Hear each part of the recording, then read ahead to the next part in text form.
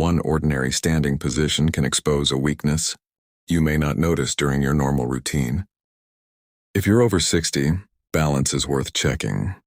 Not because everyone should have perfect balance, but because changes in stability can sometimes increase the chance of falling. The good news is that there is a straightforward screening method that uses several standing positions instead of asking you to perform an advanced exercise. It's called the 4-stage balance test. But before trying it, remember this. The test is designed to provide information about fall risk. It does not diagnose a disease, predict exactly what will happen to you, or replace an assessment from a healthcare professional. Point 1. Don't start by asking, how long can I stand? Start by asking, how safely can I stand? That distinction matters if you find yourself gripping furniture whenever you walk around the house, avoiding stairs because you feel unstable, or feeling nervous when stepping onto uneven ground. Those everyday experiences may be more important than a stopwatch. A person can perform reasonably well during a short balance test and still have difficulty during daily activities. On the other hand, struggling with one position doesn't automatically mean a serious problem exists. Your balance should be considered together with your walking ability, strength vision medications, previous falls, and other relevant factors. That's why the test is best viewed as one small piece of information. Point 2. There's a reason. The test changes your foot position from one stage to another. Your feet provide your base of support. When they're separated, your body has more room to move before you lose stability. When your feet are brought closer together, that margin becomes smaller. And when one foot is placed directly in front of the other, controlling side-to-side movement becomes more demanding. The test uses this gradual change to challenge your postural control. It's a simple concept, but it can make a noticeable difference in how difficult standing feels. Point 3. If you're going to try the assessment, don't do it in the middle of a cluttered room. Choose a location where you can quickly reach a solid support. If you become unstable, clear the floor first. Remove loose rugs and objects. Move cords out of the way and make sure the surface isn't slippery. Ideally, have another person nearby. The CDC's instructions for the 4-stage balance test recommend that someone stand close enough to assist if the person being tested loses balance. CDC.gov, please open your app to see this link. If you're already experiencing significant balance problems, don't test yourself alone. And if you use a mobility aid, ask your healthcare professional how you should be assessed, rather than removing the aid just to attempt the test. Point 4. Now consider what happens if you don't perform well. The wrong reaction is to immediately repeat the test over and over. The better reaction is to ask why your balance may be limited. Perhaps your leg muscles need strengthening. Maybe your vision has changed.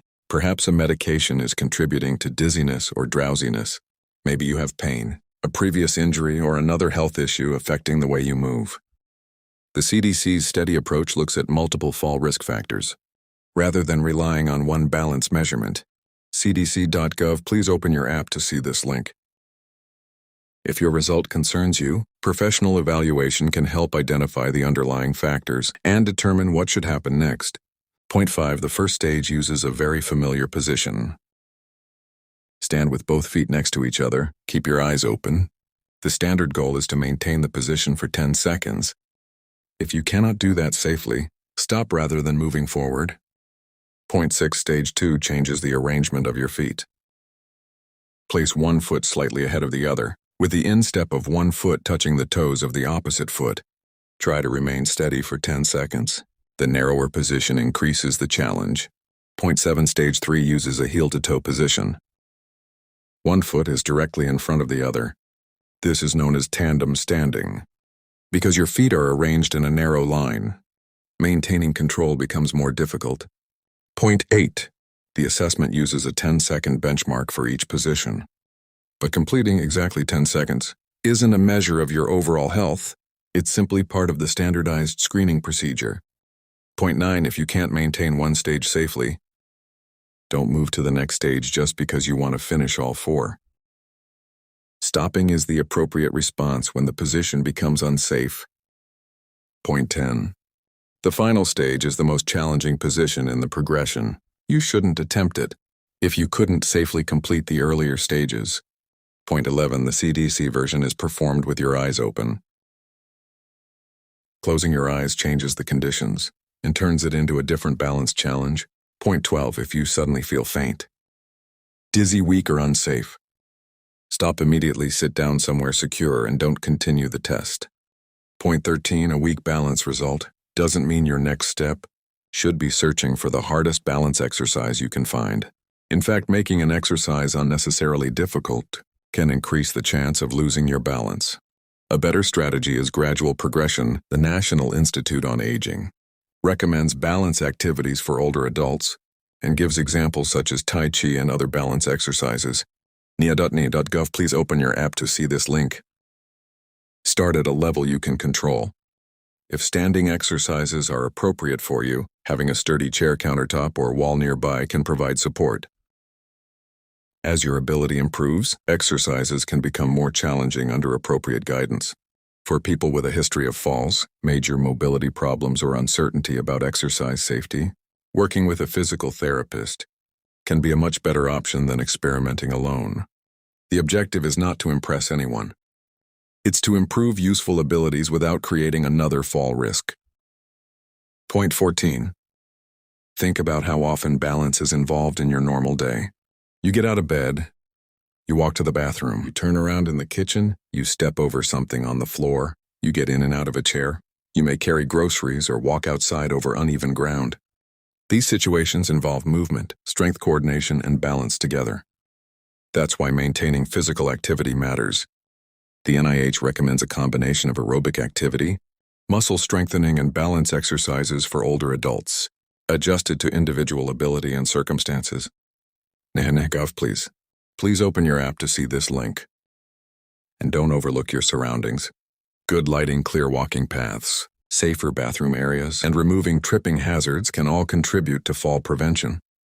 nia.nia.gov, please open your app to see this link. So if your balance isn't as strong as it once was, don't think only about the test. Think about the whole picture. Point 15, balance isn't about standing perfectly still. It's about being able to move through everyday life with as much safety and confidence as possible. If you're noticing changes, don't ignore them and don't try to diagnose the cause yourself. Get the right assessment and work on the areas that actually need attention. One more thing worth remembering is that balance can change from day to day. You might feel steady in the morning, but less stable later when you're tired. You may also notice differences when you're walking on a soft surface, moving in low light, or turning quickly. That's why don't judge your overall balance from one attempt. Instead, pay attention to how your body performs during normal activities. Do you feel confident getting out of a chair? Can you turn without needing to grab something? Do you feel stable when walking across a room? If these activities are becoming more difficult, mention it to your healthcare professional and never feel embarrassed about asking for help. Recognizing a balance problem early gives you an opportunity to address possible contributing factors, improve your strength and mobility safely, and make changes around your home that may reduce your risk of falling. Your goal isn't perfect balance. It's safer movement and continued independence.